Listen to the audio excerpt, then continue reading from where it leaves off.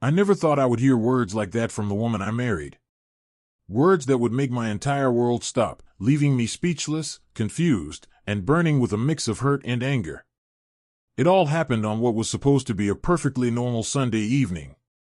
We were at a friend's gathering, a casual get-together with people I had known for years. Everything seemed fine at first. My wife, Lisa, was laughing, chatting, and smiling at everyone, and I thought, maybe for the first time in a while, she was happy. We had been having problems, yes. Arguments over small things that somehow escalated into bigger fights, and I had tried my best to keep the peace. I had forgiven her for late nights out, for unexplained texts, for moments when I could feel her attention slipping away. I told myself it was just stress, work pressure, life getting in the way. I told myself that love was about patience and understanding.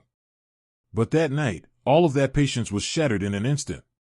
We were standing near the fireplace when she said it. I had been sharing a story about a project at work, trying to be funny, and I noticed her attention drift away. At first, I thought she was just distracted. But then, out of nowhere, she laughed and turned to the group, not me, and said, honestly, he's just temporary. The room went quiet. My stomach sank. My throat tightened. I wanted to pretend I didn't hear it. I wanted to brush it off, to tell myself that maybe she didn't mean it the way it sounded. But I had heard it. Crystal clear. She didn't just mutter it under her breath or say it in a joking way. She said it loudly, publicly, like it was a badge she was proud to wear. My mind raced. Temporary? Temporary? We were married. We had talked about our future together. We had plans. Dreams. How could she just reduce everything we had to a word like that, like I was disposable? I felt the room spinning. I could see the awkward glances from our friends. Some were trying to cover their expressions, some looked shocked. And then there was that moment when I realized no one was going to defend me. No one was going to fix this. This was between us. And the woman I trusted more than anyone in the world had just admitted, in front of everyone, that I didn't matter to her the way I thought I did. I wanted to say something. Anything. To yell, to cry, to demand an explanation. But the words wouldn't come. I felt frozen, trapped inside my own body, my mind screaming while my mouth stayed shut. And then, in that moment, something inside me shifted. I realized I didn't have to wait.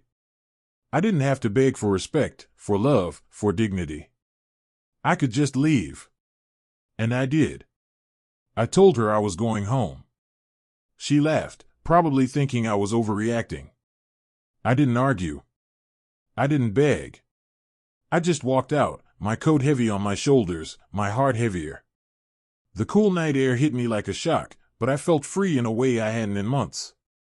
Every step away from that house, from that life, felt like reclaiming a piece of myself I didn't even know I had lost.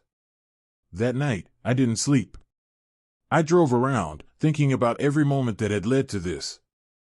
I replayed her words, tried to understand if I had missed the signs, if I had ignored the cracks in our marriage. And slowly, I realized something that both hurt and empowered me. I had been living a life where I was always the temporary one, always the person trying to prove myself worthy of someone else's attention. And that wasn't living at all. Over the next few weeks, I began to rebuild. I didn't have a plan, and I didn't care. I focused on myself, on my work, on my friends, on my hobbies, the things that I had ignored while trying to keep a marriage afloat that wasn't meant to be. And the more I focused on myself, the more I realized how much I had been undervalued, not just by her, but by the whole dynamic I had been living in. People asked me why I didn't try to fix things, why I didn't stay and fight for the marriage. And at first, I couldn't explain it. But now I can. Some things aren't meant to be fixed. Some things aren't worth the fight. When someone tells you, in front of everyone, that you are temporary, you don't need to fix that relationship. You need to leave it. And leaving isn't giving up, it's reclaiming your worth. Months have passed since that night. Lisa reached out a few times, trying to explain, to apologize, to justify. I didn't respond.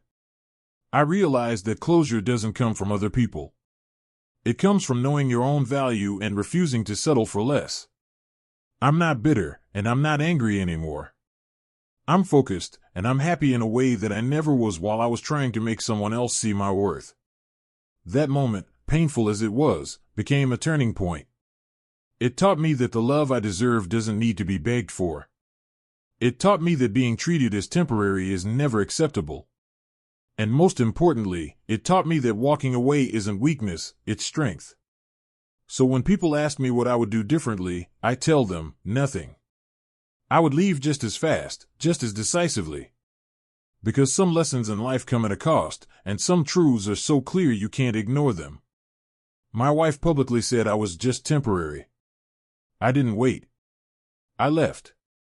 And in that choice, I found freedom, dignity, and the first real sense of happiness I had felt in years.